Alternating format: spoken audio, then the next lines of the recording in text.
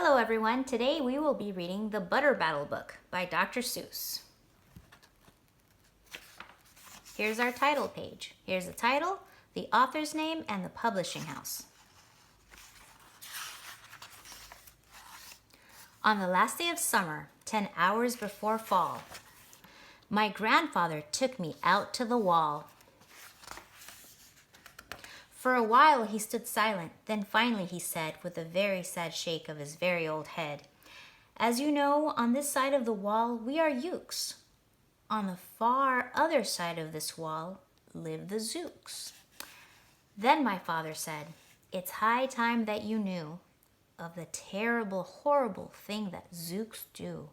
In every Zook house and in every Zook town, every Zook eats his bread with a butter side down. But we Zooks, as you know, when we breakfast or sup, spread our bread," Grandpa said, "with a butter side up. That's the right, honest way." Grandpa gritted his teeth. "So you can't trust a Zook who spreads bread underneath. Every Zook must be watched. He has kinks in his soul. That's why, as a youth, I made watching my goal. Watching Zooks for the Zook Watching Border Patrol." In those days, of course, the wall wasn't so high, and I could look any Zook square in the eye. If he dared to come close, I could give him a twitch with my tough, tufted, prickly snickberry switch. For a while, that worked fine. All the Zooks stayed away, and our country was safe. Then one terrible day, a very rude Zook by the name of Vanitch snuck up and slingshotted my snickberry switch. With my broken-off switch, with my head hung in shame, to the chief Ukaroo in great sorrow I came. But our leader just smiled. He said, "You're not to blame, and those Zooks will be sorry they started this game. We'll dress you right up in a fancier suit. We'll give you a fancier slingshot to shoot." And he ordered the boys in the back room to figure how to build me some sort of triple sling jigger. With my triple sling jigger, I sure felt much bigger. I marched to the wall with great vim and great vigor, right up to Van Itch with my hand on the trigger. "I'll have no more nonsense," I said with a frown, "from Zooks who eat bread with the butter side down." Van Itch looked quite sickly. He ran off quite quickly.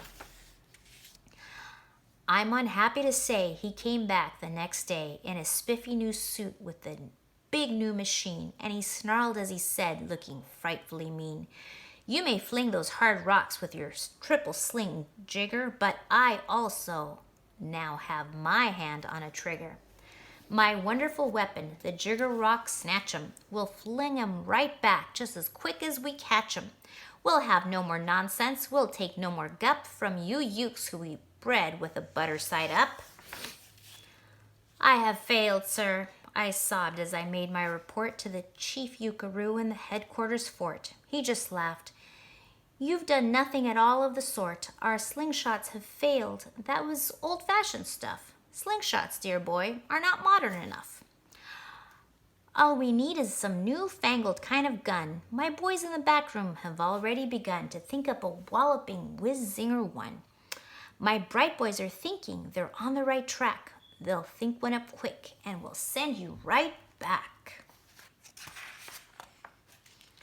They thought up a great one. They certainly did. They thought up a gun called the Kickapoo Kid, which they loaded with powerful poo-a-doo powder and ants' eggs and bees' legs and dried fried clam chowder, and they carefully trained a real smart dog named Daniel to serve as our country's first gun-toting spaniel. Then Daniel, the Kickapoo Spaniel, and I marched back toward the wall with our heads held up high, while everyone cheered and their cheers filled the sky. "Fight! Fight for the butter side up! Do or die!" Well, we didn't do, and we didn't quite die. But we sure did get worsted, poor Daniel and I. Van Itch was there too, and he said, the old pig, "The boys in my back room invented this rig, called the 8-nozzled, elephant-toted Boom Blitz.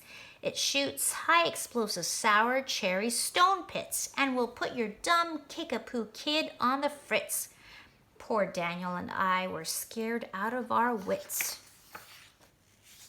Once more, by Vanitch, I was bested and beat. Once again, I limped home from the wall in defeat. I dragged and I sagged, and my spirits were low as I thought that they could ever go.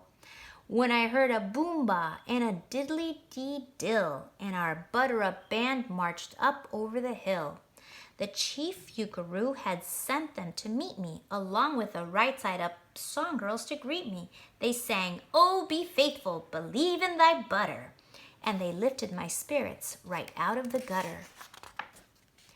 "My boy," smiled the chief Yukaroo, we've just voted and made you general. You've been promoted. Your pretty new uniform's ready. Get in it. The big war is coming. You're going to begin it.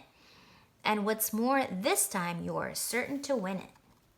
My boys in the back room have finally found how. Just wait till you see what they've puttered up now.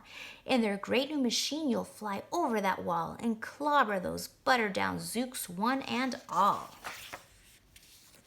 Those boys in the back room sure knew how to putter. They made me a thing called the Utterly Sputter, and I jumped aboard with my heart all aflutter and steered toward the land of upside-down butter. This machine was so modern, so frightfully new, no one knew quite exactly just what it would do. But it had several faucets that sprinkled blue goo, which, somehow, would sprinkle the Zooks as I flew and gum up that upside-down butter they chew.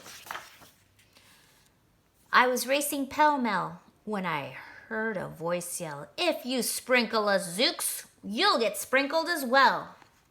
Vanitch had a sputter exactly like mine, and he yelled, "My blue gooer is working just fine, and I'm here to say that if Ukes can go Zooks, you'd better forget it, 'cause Zooks can goo Ukes." I flew right back home, and as you may have guessed, I was downright despondent, disturbed, and depressed. And I saw, just as soon as I stepped back on land, so were all of the girls of the butter-up band. The chief drum majorette, Ms. Yuki Ann Sue, said, "That was a pretty flight that you flew, and the chief Yukaroo has been looking for you." I raced to his office. The place was a sight. "Have no fear," said the chief. "Everything is all right. My bright backroom boys have been brighter than bright. They've thought you up a gadget that's newer than new. It is filled with mysterious moo-lacka-moo and can blow all those Zooks clear to Salamagoo. They've invented the Bitsy Big Boy Boomeroo.